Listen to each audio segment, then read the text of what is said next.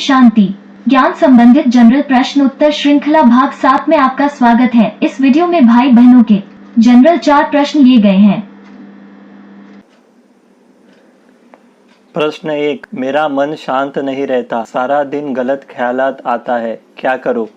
उत्तर है, पहले तो इस बात को समझ लें कि पूर्ण शांति आत्मा को मुक्तिधाम में मिलती है, क्योंकि वहाँ आत्मा कोई पार्ट नहीं बजाती है। मन और बुद्धि जो आत्मा की सूक्ष्म शक्तियाँ हैं, आत्मा में मर्ज रहते हैं। और दूसरा, सुखधाम स्वर्ग में भी सुख और शांति दोनों रहती है, क्योंकि वहाँ कोई विकर्म नहीं होता। आज हम जिस दुनिया में रह रहे हैं वह है ही दुखधाम, पाप आत्माओं की दुनिया, तो अशांति का अनुभव होना सहज है। यह बेसिक बात पक्का कर लें कि शांति कोई बाहर से प्राप्त करने की वस्तु नहीं है, बल्कि यह आत्मा का ही निजी गुण है। शांति आत्मा की आवश्यकता है, मन या बुद्धि की नहीं।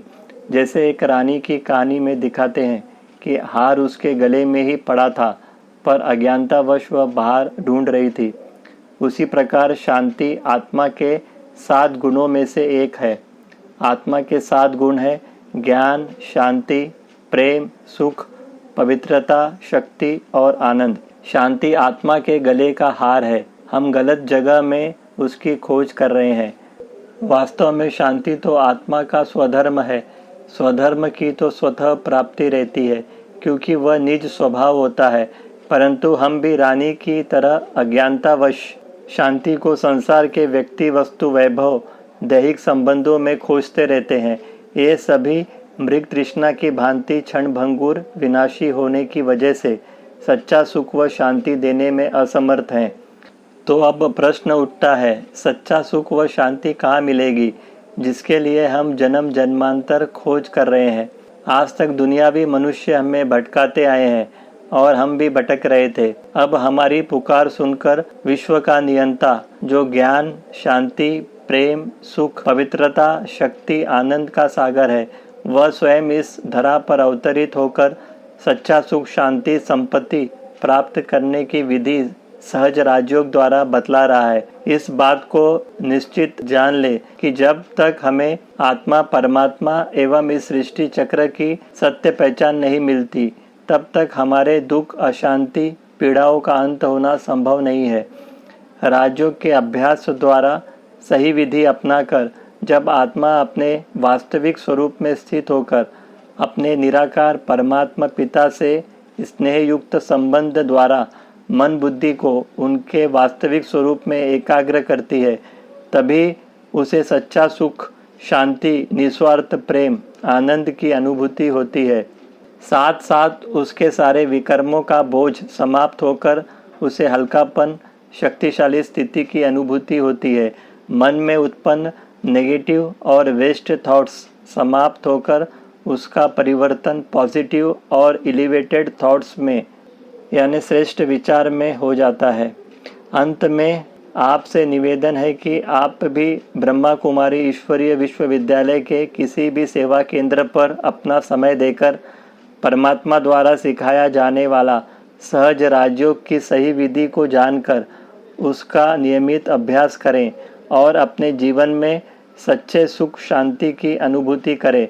आपका वर्तमान जीवन तो सुधरेगा ही, साथ साथ भविष्य 21 जन्म के लिए भी आपका स्वर्गीय सुख, शांति, संपत्ति का यानी हेल्थ, वेल्थ, हैप्पीनेस का ईश्वरीय जन्म सिद्ध अधिकार भी सुनिश्चित होगा। प्रश्न 2, क्या ईश्वर हमें परेशानियां देता है अथवा दुख देता है?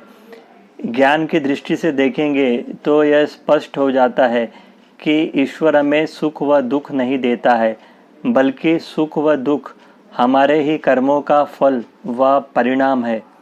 इस सृष्टि रूपी रंगमंच पर पार्ट बजाते बजाते हमने आत्माओं या प्रकृति के संसर्ग में जो भी क्रियाएं, प्रतिक्रियाएं किए, उसका ही परिणाम हमारा कर्म फल व कर्म भोग है।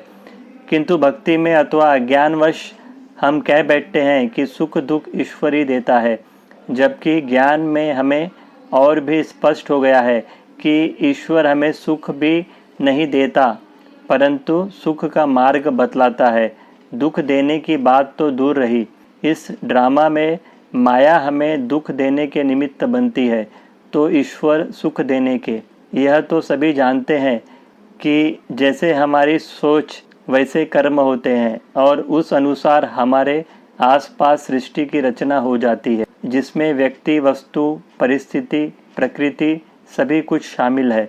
आपके प्रश्न का उत्तर यही ले सकते हैं कि भक्ति में अपने सुख दुख के लिए स्वयं को पूर्ण रूप से जिम्मेवार न ठहराकर उसे सामान्य रूप से ईश्वर पर डाल देते हैं।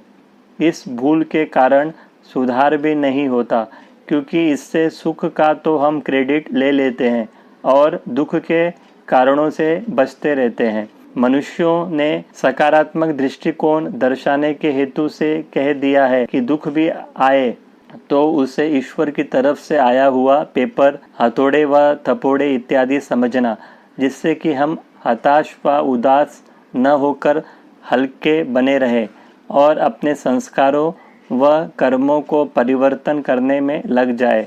परिवर्तन व आगे बढ़ने के लिए या कोई भी कार्य में सफल होने के लिए स्वयं में विश्वास, दृढ़ संकल्प व आशा का होना सबसे जरूरी होता है। साथ साथ दूसरों का सहयोग भी जरूरी होता है, जिसे सामान्यतः ईश्वर की कृपा कह देते हैं।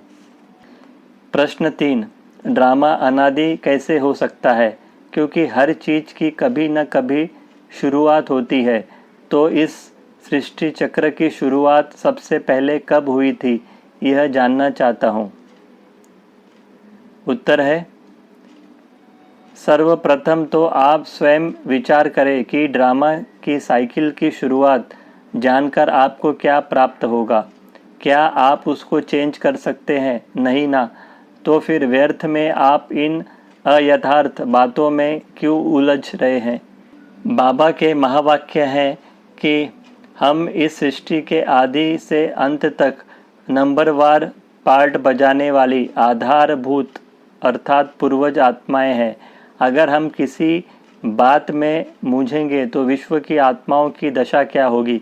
चलिए अब किसी भी उलझन को बाबा को सौंपकर बेफिक्र बन संगम युग के अमूल्य समय का आनंद ले।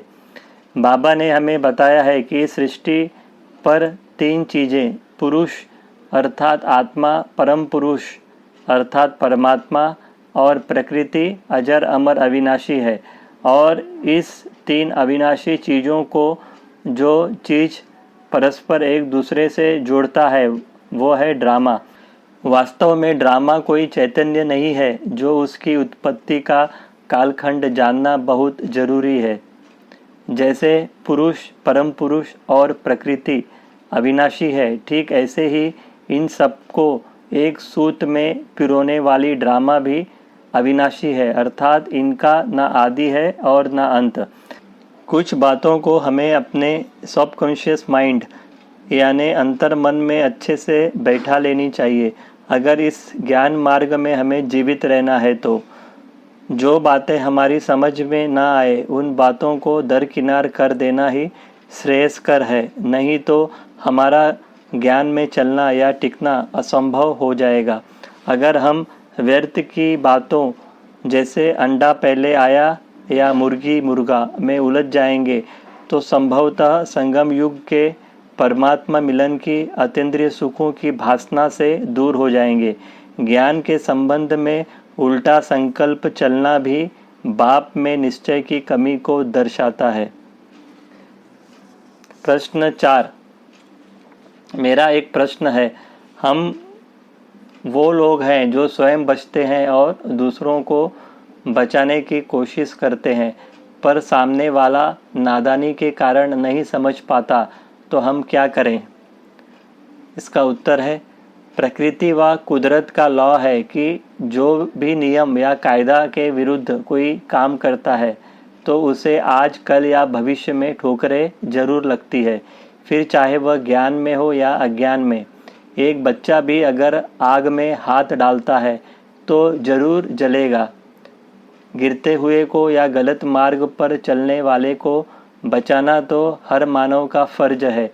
उसके पहले स्वयं को भी बचाना जरूरी है। स्वयं स्वस्थ या सही सलामत रहेंगे तो दूसरों को भी बचा पाएंगे। ईश्वर भी तो बचाने का कर्तव्य कर रहा है। कोई अपनी नादानी के कारण यदि वर्तमान समय नहीं सुन रहा है या श्रेष्ठ सलाह को अनसुनी कर रहा है तो कुदरत या समय वक्त आने पर उसे जरूर अपने तरीके से समझाएगा। हमें अपना समझाने या सही मार्ग बताने का कर्तव्य पूरा कर फुल स्टॉप लगा देना है। उस पर व्यर्थ संकल्प चलाकर अपना समय और एनर्जी नहीं वेस्ट करना है। यदि हम ऐसा नहीं करते तो हम स्वयं को भी गिराने के निमित्त बन जाएंगे। ओम शांति।